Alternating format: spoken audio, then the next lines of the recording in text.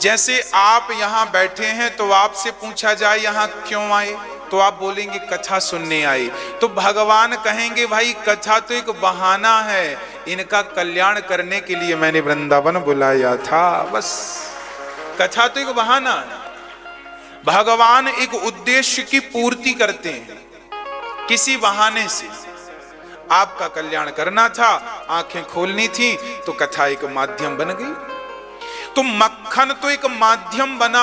सच्चाई यह है कि भगवान गोपियों के घर मक्खन चुराने नहीं बल्कि गोपियों पर कृपा करने के लिए जा रहे हैं। जो गोपियां, अच्छा गांव में ना सब प्रकार की गोपियां होती हैं। आज भी गांव में कुछ लोग ऐसे हैं जो आपके घर आते हैं, पर कुछ लोग ऐसे हैं जो आपके घर नहीं आते। भाई जो आपका नजदीकी है, आपकी सखी है, सहेली है, वो तो फट से आपके घर आ जाएगी। पर कुछ लोग होते हैं जो आपके ग्वाल वाल, तो कुछ लोग आ ही नहीं रहे हैं। तो भगवान मक्खन चुराने उन्हीं के घर आया करते थे जो नंद बाबा के घर नहीं जाते थे। जो नई नई गांव की बहुएं थी उनको घर से बाहर निकलने की परमिशन, भाई नई बहुओं को घर से थोड़ी बाहर निकाला जाता है। साल 2 साल तक तो, आजकल तो बहुएं, आजकल तो बहुएं भी अलग है। पुराने जमाने की बहुएं तो निकलती नहीं थी घर से। तो जो पुराने, अब वो जमाना भी पुराना। अच्छा नई नई बहुएं घूंघट डाल डाल के, आपने गांव में देखा ना, घूंघट पूरा रहता, माता थोड़ा सा उठा के घूंघट ऐसे देखती, फिर घूंघट हल्का सा उठा के ऐसे। तो वो जो गोपियां थी ना, वो भी लंबी घूंघट वाली थी। नई शादी हुई थी, कोई नई बहू थी, कोई नई, तो वो नंद बाबा के आंगन में नहीं आती थी। तो वो लोग कृष्ण के दर्शन से वंचित रह गई थी। वो भगवान के दर्शन से क्या थी? वंचित थी। इसलिए भगवान ने कहा कि जब मैं आया हूं इस धरा पर तो तुम मुझे देखना चाहो ना चाहो, कभी कभी भगवान कृपा करते हैं। तो कोई भक्त भगवान को ना पाना चाहे तो भी भगवान कृपा करके अपना दर्शन उसे करा ही देते हैं। ये गोपियां बड़े भाव से भजती थी भगवान को, पर भगवान का दर्शन हो नहीं रहा था, क्योंकि समाज की एक मर्यादा थी, घर से बाहर नहीं निकलना। अब नहीं निकलना तो वो दर्शन हो नहीं पाता। तब भगवान मटकी चुराने के बहाने उन गोपियों को क्या करते थे? दर्शन देते थे। तो दर्शन देने के लिए भगवान ने मक्खन चोरी की। कुछ गोपियां शिकायत करने आती थी। अच्छा कुछ तो शिकायत इसलिए करने आती थी कि शिकायत के बहाने भगवान का दर्शन हो जाएगा। भगवान थे ही इतने सुंदर, बड़ा अद्भुत श्रृंगार ठाकुर जी का, अद्भुत दर्शन।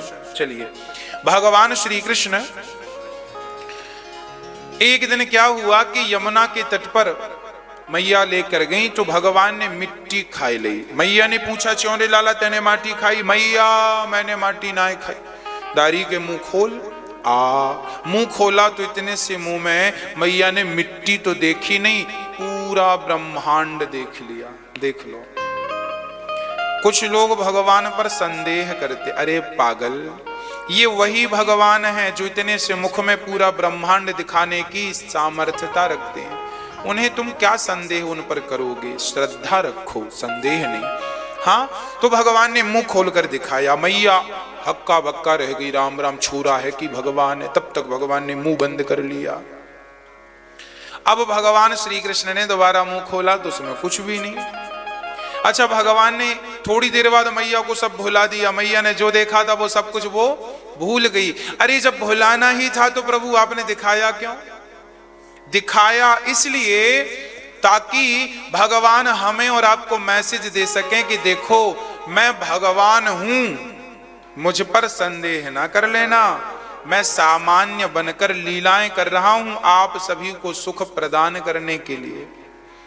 भगवान ना आते तो भगवान की कथा हम लोग कैसे सुनते, और कथा ना सुनते तो फिर अपना कल्याण कैसे करते, संसार में उलझे रहते। तो हम सबका कल्याण हो। एक बार अवतार होगा भगवान का, हजारों वर्षों तक, लाखों वर्षों तक उसकी कथाएं सुन सुन के लोग अपनी गति करते रहेंगे। आज मां यशोदा मिट्टी के बाद जब मुंह देखा कुछ नहीं था, गोद में ले लिया। आज भगवान श्री कृष्ण अपनी मां से कह रहे हैं, एकदा गृहदासीसु यशोदानंद गेहिनी कर्मांतर नियुक्तासु निर्ममंथ स्वयं। बोलीदारी के अभी दूध ना मिलेगो, मैं मक्खन ताजो ताजो निकालूं, तू मक्खन खाए लियो, मैया मोको तेरो दूध पीनो है। अब देखो भगवान रो रहे हैं और मैया कह रही है, नेक थोड़ी रुक जा। राजा परीक्षित ने कहा, गुरुदेव ये बताओ, आखिर मां यशोदा ने ऐसा कौन सा पुण्य किया है जिस पुण्य के कारण इन्हें कृष्ण जैसा बेटा मिला, जिनके दर्शन के लिए तपस्या करते हैं साधु जन, आज वो परमात्मा सहज में यशोदा को प्राप्त हो गया है, दूध पिलाती है। जितना भाग्य सौभाग्य यशोदा को मिला है, इतना सौभाग्य तो कौशल्या को भी नहीं मिला। माता कौशल्या भी इतनी भाग्यशाली नहीं थी, क्योंकि भगवान राम ने तो ऐसे लीलाएं नहीं की ना जैसे भगवान कृष्ण ने की। भगवान के बाल लीलाओं का इतना आनंद तो कौशल्या मां को भी नहीं मिला जितना आनंद यशोदा मां को मिला। यशोदा मां ने कौन सा पुण्य किया है, यह प्रश्न परीक्षित ने पूछ लिया। तब कहते हैं, सुनो। द्रोणो वसुनाम प्रवरो धरया सह भार्यया करिष्यमाण आदेशान। सुनो राजन, ये द्रोण और वसु, ये द्रोण थे वसु नाम की और यशोदा थी धरा। यशोदा का नाम पिछले जन्म में था धरा। धरा जंगल में रहा करती थी। इनके सब कुछ इन्होंने दिया और कहा अपनी मां से, कहा अपनी मां से, साधु ब्राह्मण आज भगवान साधु बन के आए, यशोदा से कहते हैं, मां बड़ी भूख लगी है, कुछ भोजन। धरा जंगल में अकेली थी, कुछ भोजन की व्यवस्थाएं थी नहीं। अब क्या खिला दे मां यशोदा? बड़ी परेशान हुई, पर कह तो सकती नहीं है ना कि कुछ नहीं है। साधुओं से कहा, आप स्नान करो, मैं भोजन तैयार कर। धरा के पास कुछ नहीं था। पास के गांव चली गई, एक सेठ जी से कहा, सेठ जी 2 रुपए दे दो, हम संतों को भोजन कराएंगे, लकड़ी बेचकर आपका 2 रुपए 1 महीने में चुका देंगे। वो सेठ बड़ा अच्छा नहीं था, नियत बिगड़ गई। धरा बड़ी सुंदर थी, कहा तुम अभी 2 रुपए की कीमत चुकाओ तो 2 रुपए मिलेंगे। धरा ने कहा, मेरे पास तो कोई पैसा नहीं है, सोना चांदी भी नहीं है कि मैं गिरवी रख दूं। सेठ ने कहा, आप सोना चांदी मत रखो, आप बड़ी सुंदर हो। आप धरा के स्तनों की ओर इशारा करते हुए सेठ ने कहा, ये जो तुम्हारे स्तन हैं ये हमें बड़े प्रिय लग रहे हैं, ये हमें दे दो तो हम इसके बदले तुम्हें 2 रुपए दे देंगे। ये कहा, धरा समझ गई कि इसकी नीयत कैसी है। धरा ने कहा, यदि मैं अपने स्तन दे दूंगी तो मुझे 2 रुपए दे दोगे? हाँ। पास में चाकू पड़ी थी, धरा ने चाकू उठाई, अपने दोनों ही स्तनों को काट कर चाकू से सेठ को दे दिए, लो ये तुम रख लो, तुम्हें इनसे प्रेम है, ये रहे स्तन। 2 रुपए लिया। उसी हाल में बाजार से सामग्री खरीदी और साधुओं को भोजन बनाया। उसी हाल में रक्त बह रहा था। साधुओं ने देखा, देवी आपके शरीर से साड़ी पूरी गीली है, क्या हुआ? महाराज क्या बताएं, आज मुझे आपकी रोटी के लिए अपने स्तनों का बलिदान देना पड़ा। संत तो थे ही नहीं, वो तो भगवंत थे। भगवान प्रकट हो गए। वाह मां, धन्य हैं आप जो आपने अतिथि की सेवा के लिए आपने अपने स्तनों का दान कर दिया। और कोई होता तो कह देता, साधु जी हमारे घर कुछ नहीं है, पर आपने अपने स्तनों का दान किया है। ऐसे दानी माँ के घर में अगले जन्म में कृष्ण बनकर प्रकट होऊंगा। वही धरा माँ यशोदा बनी और आज वही धरा अपना दूध लाला को पिला रही है, श्याम सुंदर को। बिना पुण्य के आपको कुछ भी मिलने वाला नहीं है। जो जितना पुण्यशाली होगा वो उतना सुखी होगा। इसलिए आप अपने पुण्य बढ़ाइए, और कुत्ता बिल्ली की योनि से पुण्य नहीं बढ़ सकते। मानव का तन पाकर ही आप अपने पुण्यों का संग्रह कर सकते हैं, पुण्य बढ़ा सकते हैं, दान करके, अच्छे कर्म करके, अच्छे कार्य करके। मां यशोदा ने दान दिया, उन्हें भगवत प्राप्ति हुई। दान भगवान से जोड़ता है, इसलिए धरा आज बड़े प्रेम से आज दही मंथन कर रहे हैं। कन्हैया बोले दूध पिलाओ, मैया दूध पिलाने लगी। दूध पिला ही रही थी, चूल्हे पर भी दूध चढ़ा था, वो उफनने लगा, तो मैया लाला को छोड़ के दूध उतारने गई। कन्हैया को लगा लो, अभी तो माँ कह रही थी मैं पूत से प्यार करूं, दूध से नहीं, और अब तो दूध उतार भी गई चूल्हे का। लाला ने सारी मटकियां घर की तोड़ दी।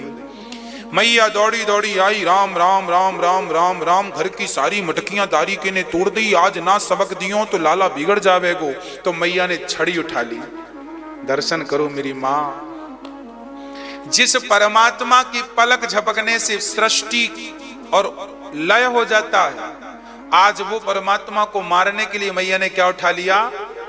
जिस परमात्मा ने ब्रह्मा को प्रकट किया, जिससे यमराज भी थर थर कांपते हैं, आज वो भगवान जिसका पार ब्रह्मा ना पा पाए, आज उस परमात्मा को छड़ी लेकर मैया जी पकड़ने के लिए दौड़ रही हैं। लाला पकड़ में आ जा, आज तो कुछ छोड़ोगी नहीं। और कन्हैया डरते हैं, ओ मैया मत पकड़ियो, मैया मत मारियो, मैया। अरे राम राम राम, जिस परमात्मा से देवी देवता डरते हैं, थर थर कांपते हैं, आज वो परमात्मा मैया से डर रहा है। क्यों? क्योंकि भगवान तो बिकाऊ है, कोई खरीदे तो खरीद ले, वो तो प्रेम से बिक जाते हैं। माँ यशोदा ने इतना प्यार किया है कन्हैया से कि माँ यशोदा के प्यार के सामने कन्हैया बिक चुके हैं। तो भगवान डरते हैं, मैया मत मारियो, मैया मत मारियो। वाह, देखिए ये ब्रह्म है, परमात्मा है।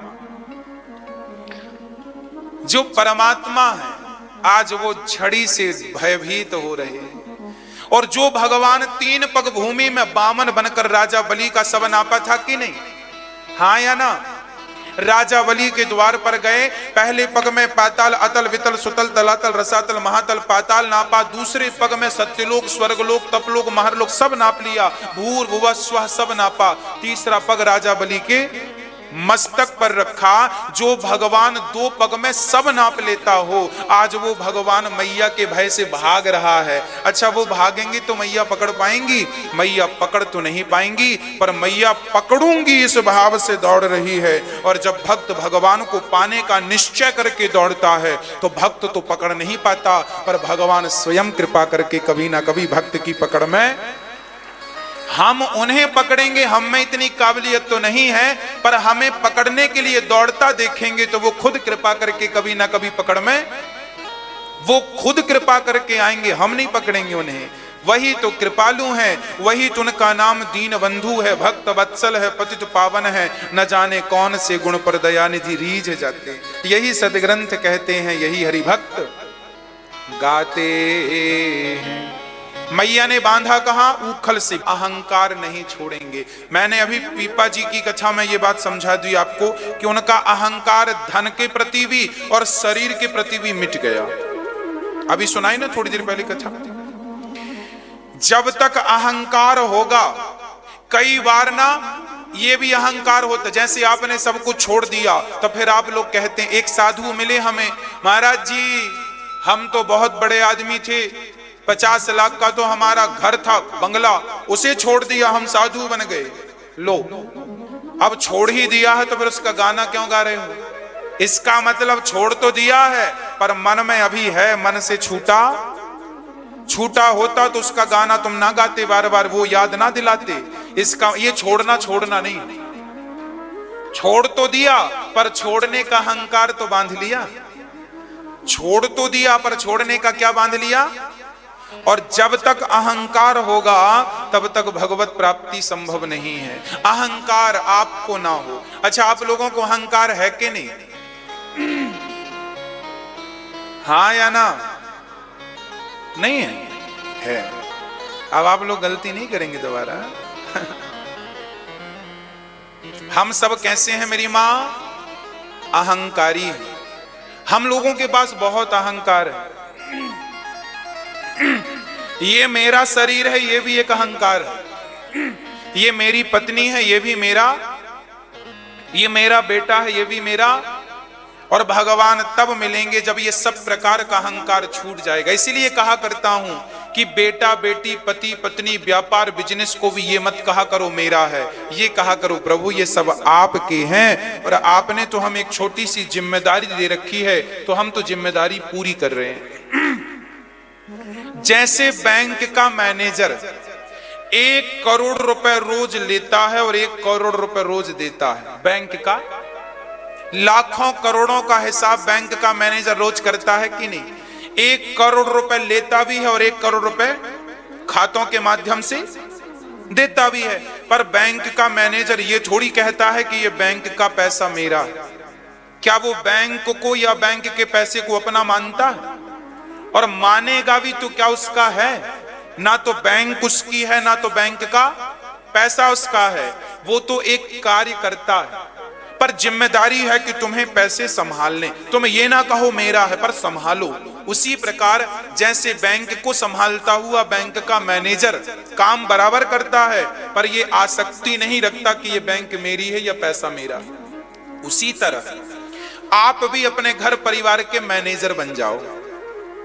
आप ये मत कहो कि पत्नी मेरी है, घर मेरा है, परिवार मेरा है, कोठी बंगला जमीन जायदाद बेटा बेटी मेरे, कुछ नहीं, सब भगवान के हैं। हे नाथ सब आपका है, हम तो केवल मैनेजर बन के मैनेजमेंट संभाल रहे हैं। मैं भी आपका ही चाकर हूं, दास हूं।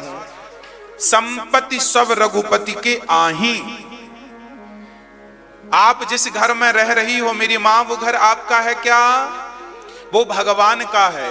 तो मैं कौन हूं? मैं भगवान के घर में किराएदार हूं। हम अपने आप को मकान का मालिक ना समझें, हम ये समझें कि हम इस मकान के किराएदार हैं। मालिक भगवान है। रोज 2 माला जपो, और माला जपने का अर्थ है कि परमात्मा का तुम रोज किराया चुकाओ, यही किराया है। माला जप कर कीर्तन करके भगवान को याद करके उनका हमें क्या करना है? किराया। अब हम लोग किराया नहीं चुकाते, और ये माताएं बूढ़ी बूढ़ी कहती हैं ये मेरा नाती है। लो, तुम्हारा नाती है तो ले जाना, फिर कोई ले गया? क्यों ये अहंकार नहीं मिट रहा है मेरी मां? छोटा छोटा अहंकार नहीं मिट रहा है आपसे। मेरा नाती है, मेरा बेटा, अरे राम राम राम, सब भगवान का है। सौंप दो सब भगवान को। ये मत कहा करो मेरा है। मेरे तो गिरधर गोपाल दूसरो ना कोई। तुम तो ये कहा करो कि मेरे तो केवल भगवान गोविंद मेरो है, गोपाल, बस। बाकी सारी झंझटें टेंशन चिंता छोड़कर भगवान के बन जाओ। कुछ भी मेरा, ये शरीर भी मेरा है, तो आप बताओ ये शरीर भी आपका है क्या? आपका है तो बांध के ले जाना, चिता में यहीं जल जाएगा। आपका तो शरीर भी नहीं है तो बेटा बेटी नाती पोता घर दौलत मकान कैसे? जबरदस्ती तुम उलझे हो, जबरदस्ती जबरदस्ती अपना नाश करने पे लगे हो। किसी और का नाश नहीं कर रहे हो आप, अपना कर रहे हो। किसी और का क्या बिगड़ेगा? मैं आसक्ति करूंगा, अहंकार करूंगा तो मेरा ही तो बिगड़ेगा, आपका थोड़ी बिगड़ेगा। और आप करोगे तो आपका बिगड़ेगा, मेरा थोड़ी बिगड़ेगा। समझ लो सब चीजें। मैं ये बिल्कुल नहीं कहता पत्नी को छोड़ दो, पति को छोड़ दो, बच्चों को ना। मैं कहता हूं काम करो, मन लगा के करो। पैसा 10,000 कमाते हो 20,000 कमाओ, 50,000 कमाते हो 1 लाख कमाओ, पर सब कुछ करते हुए भी ये भाव रहे कि प्रभु ये सब कुछ आपका है, ये मेरा नहीं है। बस ये भाव बन जाए, ये दिमाग में सेट हो जाए ये बात, प्रभु सब कुछ आपका है, मेरा मैं करता नहीं हूं। कर्ता के स्थान पर भगवान को बिठाओ। ये छोटी सी बात समझ में आ जाए तो काम बन जाए। पर आजकल का व्यक्ति अहंकारी है। एक दादाजी कह रहे थे महाराज ये सब हमारा है, ये हमने घर बनाया, ये बनाया, मेरा है। अब एक दादाजी हमसे बोले हमने बेटियों का विवाह किया, अपने बेटियों का, अपनी बहनों का विवाह किया। अच्छा इनसे पूछो आप मर जाते तो क्या आपकी बेटी और बहन कुंवारी अभी तक बैठी रहती? पूछो जरा इनसे, बैठी रहती? अरे भाई ये मत कहा करो कि हमने बेटियों का विवाह किया, हमने बहनों का विवाह। अरे करने कराने वाला परमात्मा है, तुम्हें निमित्त बनाया है, सो अपना निमित्त बन के काम करो। ये ना कहो कि हमने किया, हम ना होते। कई लोग कहते हैं हम ना होते तो तुम मर जाते।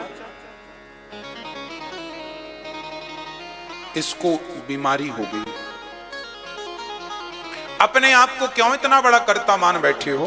तुम्हारे जैसे कितने इस धरती पे आए चले गए, किसका काम रुका है ये तो बताओ। बताओ, आपके दादा परदादा सब मर गए, आपका कोई काम रुका? आप मर जाओगे, आपके बच्चों का कोई काम रुकेगा? आप कहते हैं हमारे बाद, कई लोग इस चक्कर में मर नहीं रहे हैं कि हमारे बाद क्या होगा। अरे सब बढ़िया होगा, तुम मरो, सब बढ़िया होगा। और विश्वास ना हो तो मर के देख लो। 10 दिन के लिए घर छोड़ के चले जाओ, ये लगे सबको मर गया। 10 दिन बाद आओगे तो घर में कोई रोता नहीं मिलेगा, ना कोई भूखा मिलेगा, सब पेट भर के खाएंगे। और मिल जाए तो बता दूं, हाँ या ना? एक गांव का एक व्यक्ति बोला, महाराज जी हम मर जाएंगे, हमारे बच्चों का, पत्नी का, परिवार का क्या होगा? महात्मा जी बोले चल। महात्मा जी ने उसको 10 दिन के लिए किडनैप कर लिया। 10 दिन के लिए महात्मा जी ने उसे अपने आश्रम में बंद कर लिया और 10 दिन बाद छोड़ा। जाकर देखा तो घर में रोटी भी बन रही थी, घर में बच्चे खेल भी रहे थे और पत्नी काम भी ज्यों का त्यों कर रही थी। अब उसका अहंकार टूटा। राम राम में सोच रहा था मेरे बिना बच्चों का, ये तो बढ़िया खेल रहे हैं। आपने जो अहंकार पाल लिया है ना, ये गलत है, छोड़ दो जल्दी से। आप और हम कुछ भी नहीं है, हमारी औकात इस दुनिया में तिनके जैसी भी नहीं है। हाँ अच्छा बताओ, इस तिनके की क्या हैसियत है इस सृष्टि में? इस तिनके की क्या औकात है? इस तिनके की है कोई हैसियत? इसकी तो फिर भी कुछ हैसियत है, हमारी तो इतनी भी नहीं। उस अखिल ब्रह्मांड नायक परमात्मा के सामने हम और आप क्या हैं? तिनका तो फिर भी कुछ है, हम तो ये भी नहीं। अच्छा आज मैं आपको आपकी औकात बताता हूं, बता दूं, बुरा तो नहीं मानोगे? औकात है कि जब हम मरेंगे तो हम लोगों को लोग उठाएंगे, चिता पे रखेंगे, जला देंगे। हमारा अभी 70, 80, 90 किलो का शरीर राख बन जाएगा और राख बनने के बाद घर वाले आएंगे, 25 रुपए का घड़ा आएगा, पूरी राख समेट के तुम्हारी 25 रुपए के घड़े में भर जाएगी। कहते थे हमें जानती नहीं हो, पहचानती नहीं हो। कहां गई तुम्हारी जान पहचान? 25 रुपए के घड़े में तुम्हारी राख आ गई कि नहीं? बोलो, आएगी कि नहीं? मैंने घड़े का रेट भी कंफर्म कर लिया, 25 का ही है। लॉकडाउन के बाद मैंने सोचा शायद उतर चढ़ गया हो। लॉकडाउन के पहले पूछा था तो 25 का था, मेरे को लगा लॉकडाउन लगा शायद महंगा हो, क्योंकि आप लोगों को बताना पड़ता है ना रेट वेट सब चीजें तो मैंने पूछ लिया, मेरे से 25 ही का है, वो बढ़ा नहीं। तो हम सबकी औकात यही है कि एक दिन 25 रुपए के घड़े में आपकी भी राख होगी और ये हमारी भी राख होगी। और वो राख पता है, कोई उठाएगा, मुट्ठी पर रखेगा, फूंक मारेगा तो उड़ जाएगी। यही तुम्हारी औकात है कि एक दिन हवा में उड़ जाओगे राख बन के। पता नहीं गर्मी किस चीज की दिखाते हो, पता नहीं अकड़ किस चीज की है, पता नहीं अहंकार किसका है। अरे रावण जैसों का अहंकार ना चला, जिनकी लंका सोने की थी, तुम्हारे तो घर मिट्टी के हैं। किस चीज की गर्मी लिए घूम रहे हो? किस चीज का एटीट्यूड है? रावण जैसे मिट्टी में मिल गए, अस्तित्व नहीं मिला। कंस जैसे, कौरव जैसे मिट गए। कौन हो आप, कौन हो मैं? इसलिए अहंकार ना करना, सामान्य जीवन जीना। संपत्ति सब रघुपति के आही, सब भगवान का है, इस भाव से जीवन जीना। 25 रुपए का घड़ा याद रखना, 25 रुपए के घड़ा कहीं भी दिखे तो ये समझ लेना कि एक दिन हमारी राख इसी में आएगी और लोग ले जाके, अच्छा बच्चे संस्कारी होंगे तो तुम्हारी राख गंगा जी में डाल देंगे, संस्कारी नहीं होंगे तो नाले में बहाएंगे। इसका भी कंफर्म नहीं है कि तुम्हारी राख को गंगा जी नसीब होती हैं कि नहीं। नहीं तो अभी कोरोना काल में, लॉकडाउन में जितने मरे हैं ना, अधिकांश लोगों को गंगा जी भी नसीब नहीं हुई। इस कोरोना काल में लटके रहे पेड़ पर, हाँ या ना? तो ये भी जरूरी नहीं है कि तुम्हें मरने के बाद गंगा भी मिल जाए। कोई पुण्य किया होगा तो मरने के बाद राख को गंगा नसीब होती है, नहीं तो राख को गंगा भी नसीब नहीं होती। इसलिए भगवान का चिंतन करो, ज्यादा अकड़ ना दिखाओ, इंसानों टाइप का जीवन जियो, उड़ो मत। जमीन में चलो।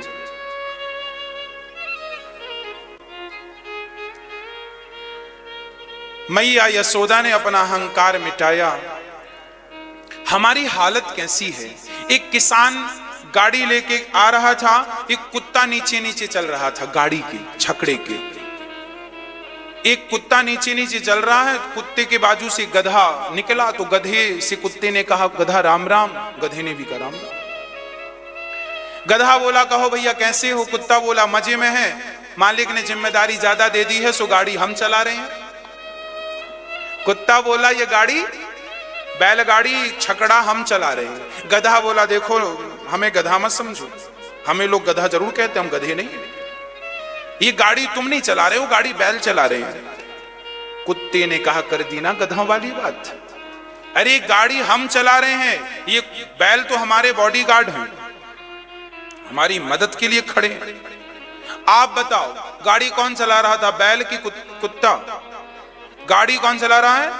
बैल। पर कुत्ता क्या कह रहा है? गाड़ी मैं चला रहा हूं, मैं चला रहा हूं। बस हमारी हालत भी उसी कुत्ते की तरह, सबकी गाड़ी भगवान चला रहे हैं, पर हम कुत्ते की तरह ये कह रहे हैं हम कर रहे हैं, हम कर रहे हैं, हमने ये किया। अरे हमारी हैसियत भी उस कुत्ते से ज्यादा नहीं है। सबकी गाड़ी परमात्मा चल, सब ही नचावत राम गोसाई, उमा दारू जोशित की नाई, सबको नचाने वाली वह है, तो तुम क्यों श्रेय लूट रहे हो कि हमने ये किया, हम तो केवल कठपुतली हैं, हम नाच रहे हैं और भगवान हमें। इसलिए हम उस कुत्ते की तरह ना बने जो ये कह रहा था कि गाड़ी हम चला रहे हैं। हम ये कहें कि गाड़ी हमारी कौन चला। जैसे अर्जुन का रथ भगवान ने चलाया तो अर्जुन महाभारत को जीत गए, आप भी जिस दिन अपने जीवन का रथ भगवान को सौंप देंगे, आप भी संसार का हर महाभारत, हर युद्ध जीत जाएंगे। अपने डोर भगवान को पकड़ा दो, अब सौंप दिया इस जीवन का सब भार तुम्हारे हाथों में है, जीत तुम्हारे हाथों में है, हार तुम्हारे। ये समर्पण क्यों नहीं करता जीव? पता नहीं क्यों टेंशन पालता है। समर्पण कर देना, दोनों हाथ खड़े, प्रभु मैं आपका हूं, बस डुबाओ या पार लगाओ, मर्जी आपकी। कर्म तू कर ईमानदारी मेहनत से, बाकी सब चिंताएं छोड़ के मेरी शरण में आ, मैं देखूंगा। सर्वधर्मान परित्यज्य माम एकम शरणम व्रज अहम त्वा सर्व पापेभ्यो मोक्षयिष्यामि मा शुचः। भगवान ने गीता के 18वें अध्याय के 66वें श्लोक में ये बात कह दी कि सब छोड़ के माम एकम शरणम व्रज, मेरी शरण में आएगा तो अहम त्वा सर्व पापेभ्यो, मैं तेरे समस्त पापों का नाश करके मोक्षयिष्यामि मा शुचः, उसी दिन मोक्ष का अधिकारी बना दूंगा जिस दिन तू मेरी शरण ग्रहण करेगा। वही बात रामचरितमानस में कह दी, सनमुख हो ही जीव मोहि जबहि, जन्म कोटि अघना सही तबहि। सब तो कहा है भगवान ने, कोई सुनने को तैयार नहीं। मैया ने बांधा उखल को, उन्होंने कहा प्रभु वाणी गुणानु कथने श्रवणों कथा, या मेरी वाणी सदा आपका गुणगान। अच्छा ये संत जनों का अपमान करते थे, पर आज अक्कल आ गई, कह रहे हैं कि हम आपका गुणगान करते। वाणी गुणानु कथने, मेरे कान सदा आपकी कथा सुनती रहे, नेत्र आपका दर्शन करते रहे, मेरे चित्त में आप बैठ जाएं, ऐसी प्रार्थना की। उसके बाद भगवान ने उनका उद्धार किया। नंद बाबा वृंदावन आए हैं गोकुल छोड़कर। सुखिया नाम की मां जो फल बेचने वाली थी, भगवान ने उन पर कृपा की। सुखिया मां पर कृपा करके भगवान ने उनकी टोकनी सोना चांदी से भरी।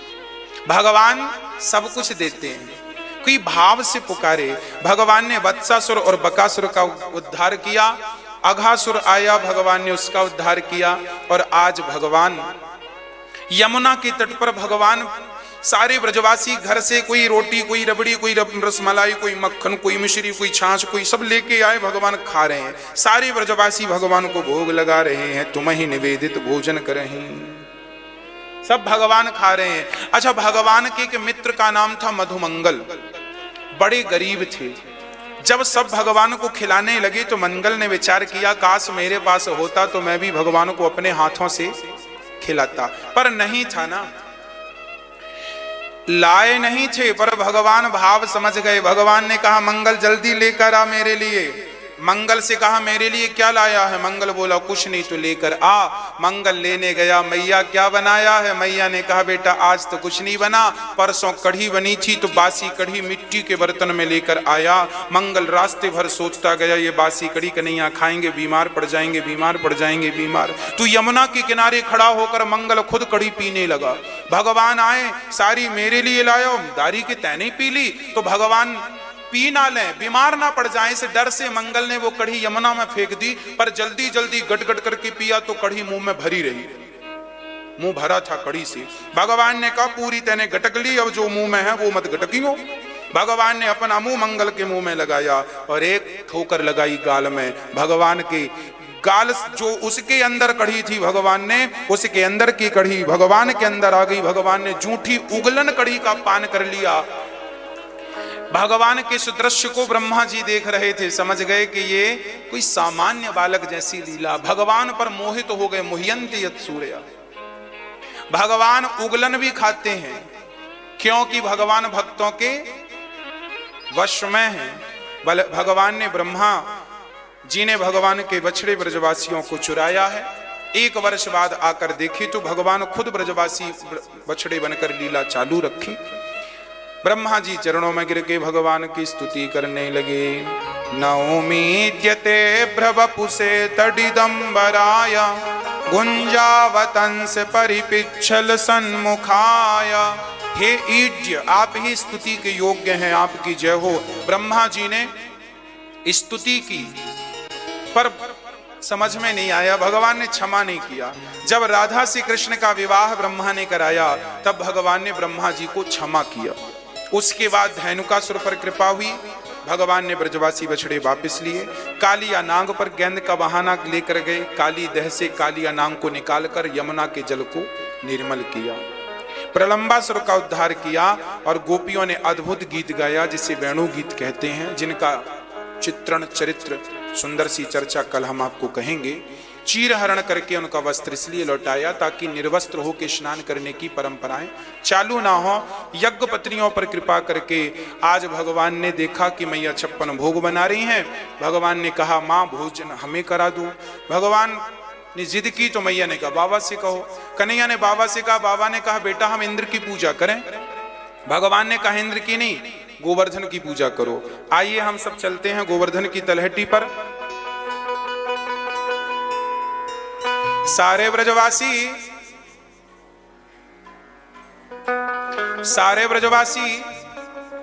गोवर्धन पहुंचे हैं। भगवान को 56 भोग लगाया है। 56 भोग लगाकर भगवान ने गिरिराज भगवान की मानसी गंगा से स्नान कराया। मानसी गंगा से स्नान करा के परिक्रमा लगाई। भगवान स्वयं एक रूप में भोजन कर रहे हैं और एक रूप में भोजन करा रहे हैं। सारे ब्रजवासियों ने पूजा की, भोग लगाया, भगवान की परिक्रमा की, गोवर्धन भगवान की, और उसके बाद घर आ गए। इंद्र ने मूसलाधार पानी बरसाया, तब भगवान ने खेल ही खेल में गोवर्धन